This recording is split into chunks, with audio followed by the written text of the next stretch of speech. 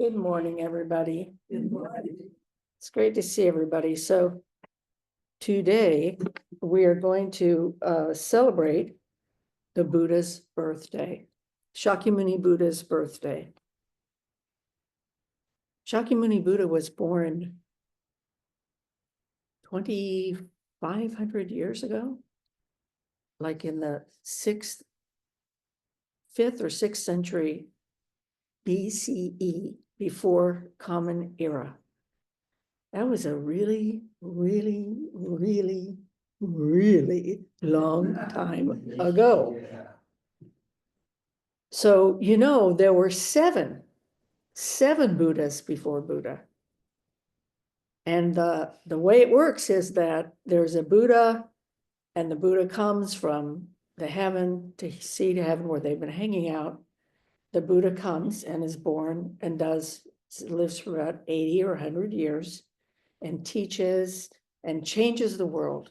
Like all these people learn all these wonderful things. And then after a while, the teachings get less and less and less and less. And then finally, everybody forgets. Everybody forgets about the Buddha, that he ever lived, and they forget all the teachings and they forget everything that ever happened, called Buddhism.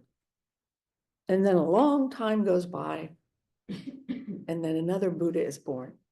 So our Buddha, his name is Shakyamuni Buddha. Before he was born in this world, he was in this place called Tusita Heaven, which means heaven of contentment. So Buddha was up in heaven, Shakyamuni Buddha, before that's his kind of name after he became a human being. So he's up there in heaven, and he has all these gods with him, and they're all, they're having a good time. And he's got Nagas with him as well. So do you know what a Naga is? A Naga is like a snake. It's like a cobra. And Nagas are part human and part cobra. So when you see those pictures of the Buddha with the big cobra hanging over him, that's a Naga. Nagas come and they protect the Buddha, and they open up like cobras do. They go like this, and they open up really big, and they shelter the Buddha. As a matter of fact, Nagas, they live under the ocean. And when Nagarjuna, who was a great Buddhist teacher, wrote the Prajnaparamita Sutras, which are the sutras about wisdom, the Nagas came to him and said, this is not the right time for people to read these sutras because they're so hard to understand. So they said, we'll take care of them. And they took the sutras and they went under the ocean, and they took very good care of those sutras, of those books under the ocean, until it was time. And then they brought them out for everybody to read. So anyway, in this case, up in the heavens, the Buddha is up in the heaven, and they're having a big party. This is true. Everybody's having a big party, and they're all celebrating. All the Nagas and the Devas, the gods and everything, and they're all celebrating. And the Buddha says, why are you guys celebrating? Like, what's going on? If I miss something? And they said, we are celebrating because you're going to be born as Shakyamuni Buddha, like pretty soon. And he said, oh, is it time?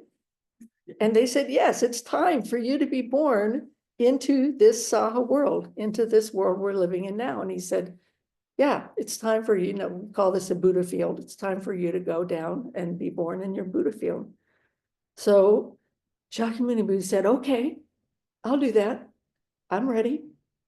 So he goes down and he looks all around and he says, where can I find the best parents? Where can I find the best parents to be born to? And he looks all over the place and he says, Maya's going to be my mother, and her husband is going to be my father, the head of the Shakya clan. So he goes down, get this, as an elephant. He goes down as an elephant and he enters his mother's side. This is pretty wild, isn't it? Yeah. He enters his mother's side as an elephant.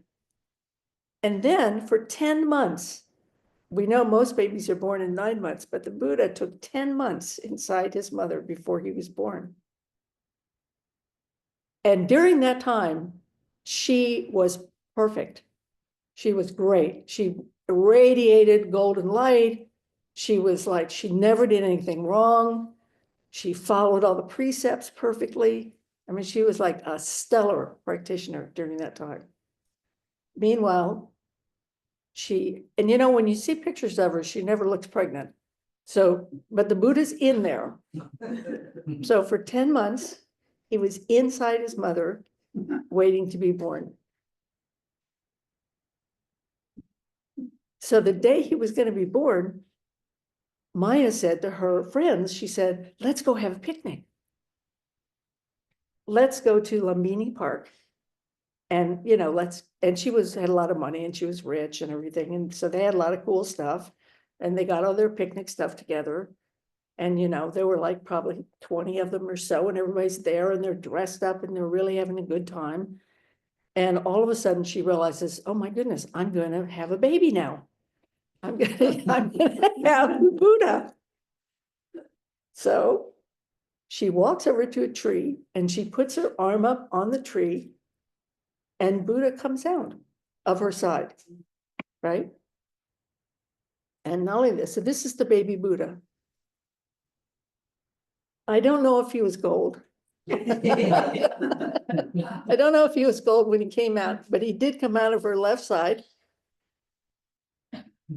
And he said, I alone am the world honored one. Now you should know that before this happened, he comes out of her side and he's standing there. And all of a sudden, it starts to rain like warm water and cold water. And the earth shook like an earthquake. Because these are his God friends up in heaven, right? And they're like going, oh, okay, he did it. He's born. Let's have some rain come down, let some flowers come down. Let's have all this stuff come down on the heavens to celebrate the fact that Buddha's been born. So all this stuff happens. And the Buddha, the baby Buddha, in this position, he takes 7 steps.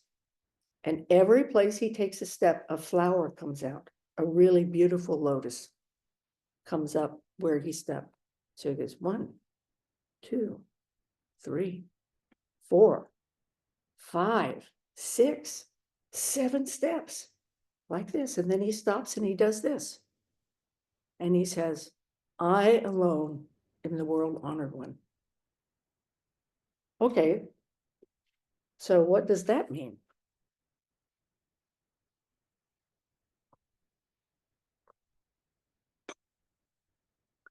So when he says I, what he really means is we.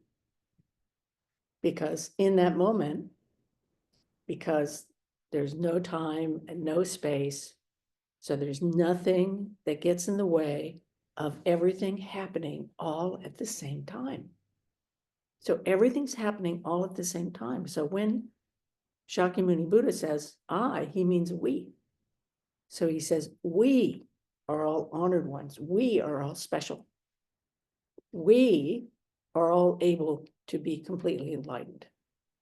We in this moment. So because there's no space or time, and because there's nothing getting in the way, this moment of the 7 steps and the flowers blooming and the Buddha baby saying, I alone in the world honor one, this moment is also right now. This moment is right now. This moment is every moment. This moment is when you go to bed at night.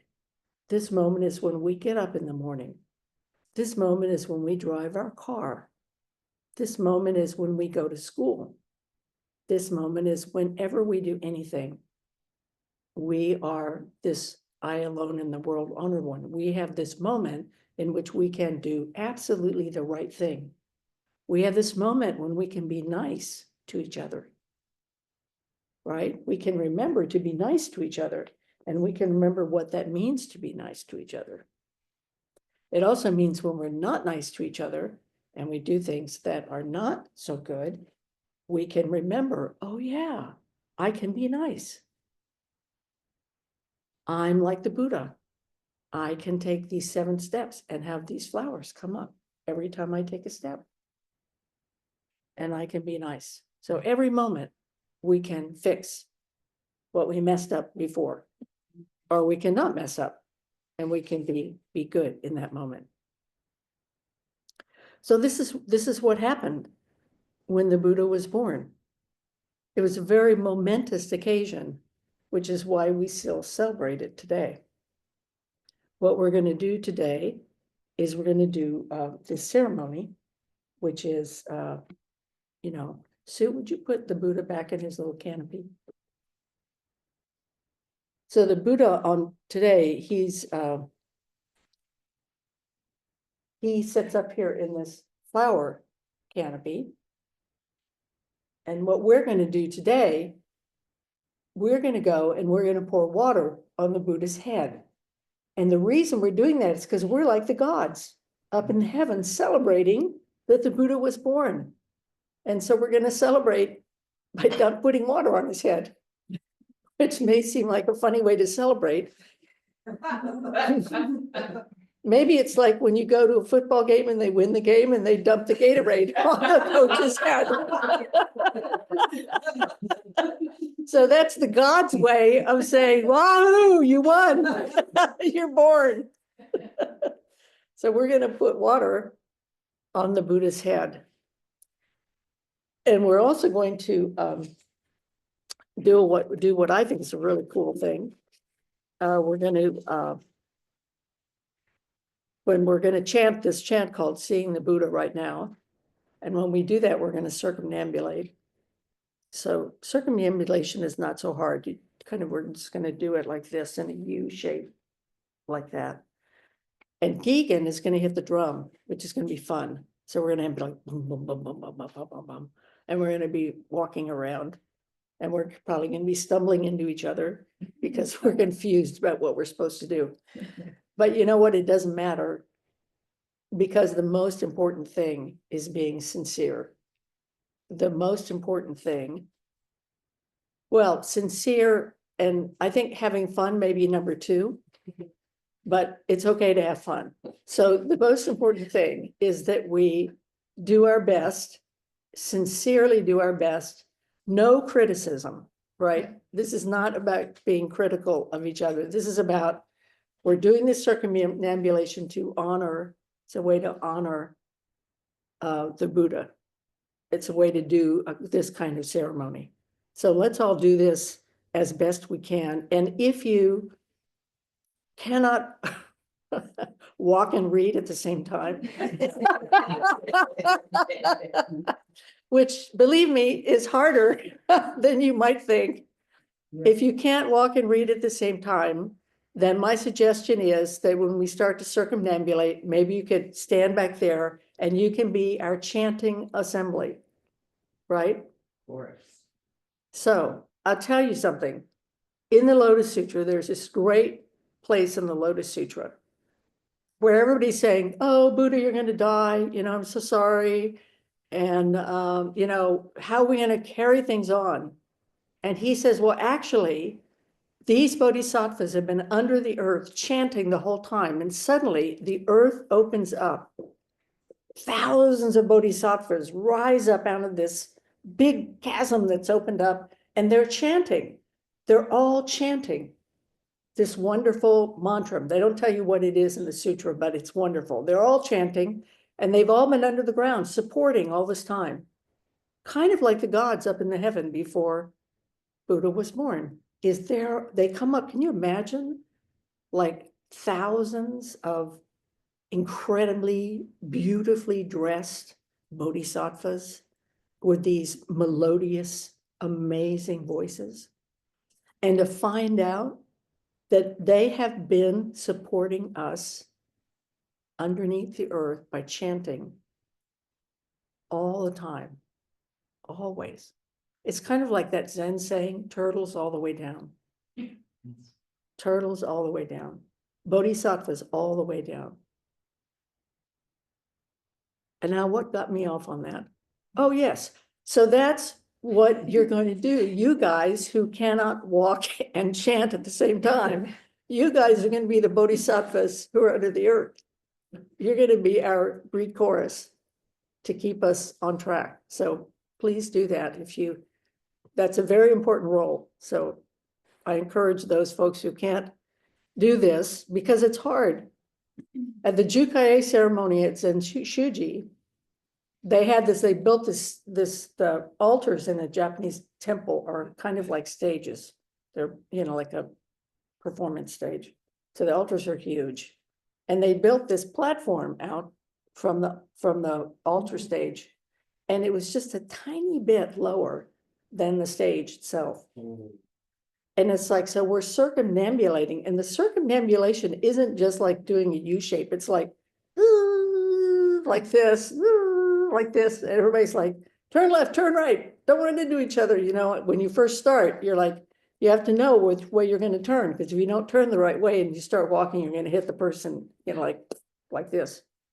So anyway, we're walking along reading, like Ponze Anamu, in Japanese, and Romanji, we're reading these things and they're long. And it's like, then you get to that little place down there and you'd like, oh God, you gotta like read and do it. So it actually is hard to read and chant and do circumambulation at the same time.